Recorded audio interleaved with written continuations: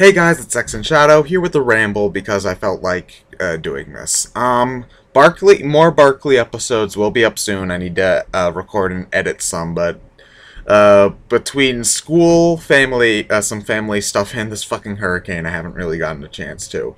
But what I have gotten a chance to do is play Castle Crashers. Now, if you guys have an Xbox, you've probably already heard of Castle Crashers. It's like 4 years old, I think.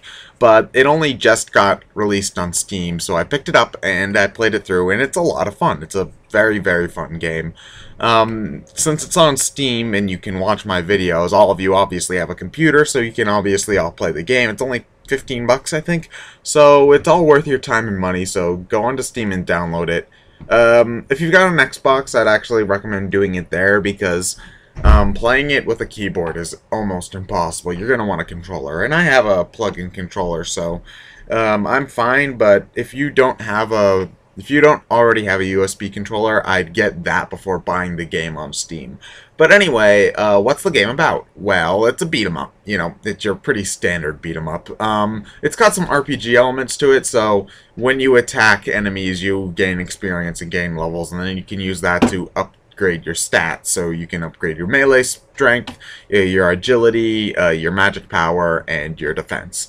So, I think it's comparable to the Scott Pilgrim versus the World beat 'em up, but actually, I think it might have came out first. I'm going to take a quick Wikipedia check in the middle because I'm kind of sure that it came out. Okay, so August 27th is Castle Crashers, so Scott Pilgrim versus the World, the game. So August 27th, 2008 versus...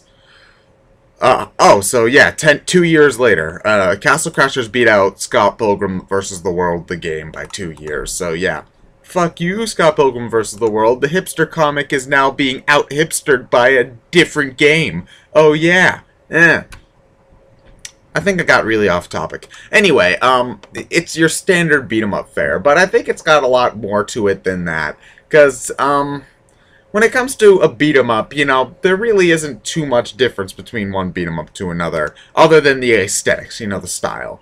You could play something like Streets of Rage 2, and then you could play something like this. And other than the style of the game, there really isn't too much of a difference. I mean, there are differences, like a Genesis game can't have as many objects on screen, and there's no magic attacks in Streets of Rage, but the basic gameplay is still pretty much the same. So what makes Castle Crashers so engaging for me to play? Well, first off, it's the art style. The art style was done by, I think it was somebody related to Newgrounds. If it's not the people who made the site, it's people who are heavily influenced by the site, because the game just screams Newgrounds when you look at it. It's got a very Newgrounds humor. It's got a very, very Newgrounds look, and that look is actually really, really charming. It's something that I enjoy looking at, especially considering that, you know, a lot of the times Newgrounds gets a bad rap, which I think is slightly undeserved. So, you know, it's just something that's fun and nice and pretty to look at. The music's really great, too. There's nothing incredibly fantastic, but I remember a lot of tracks. I remember enjoying a lot of tracks. So even if there isn't any best all-time songs here, it's something that I genuinely enjoyed listening to. And not just on a level of it fits the game and I don't remember it after that. No, there are some tracks that I remember after beating the game, so...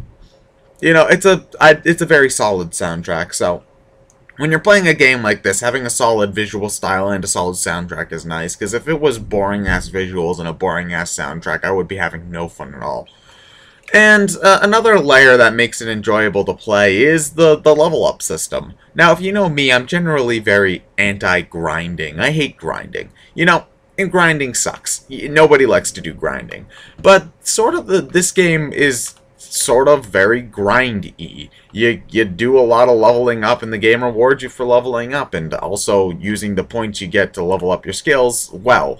So, why do I like grinding here and not grinding in, like, an RPG, say? Well, it's just because I'm more involved with the game here than when I am in an RPG. Here, I am actually, like, pulling off combos and moving around and trying to attack an enemy, as opposed to, a slime draws near, attack, attack, attack. Da-da-da-da-da-da-da. Walk around in circles. A slime draws near. Attack, attack, attack. You know, it's a little bit more involved in the grinding process. But however, unlike some RPGs with a super overly complex battle system, I'm not so involved that that grinding becomes a chore and I can't just mash the A button while I'm trying to watch TV and get it over with. You know, I'm having fun playing the game even if I'm grinding, if that makes sense. If I had to come up with some complaints about the game, because it's not perfect.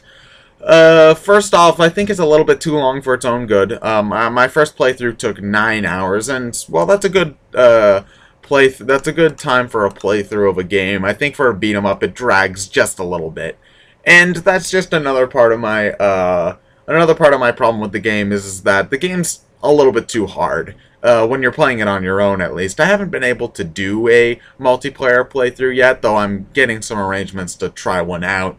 I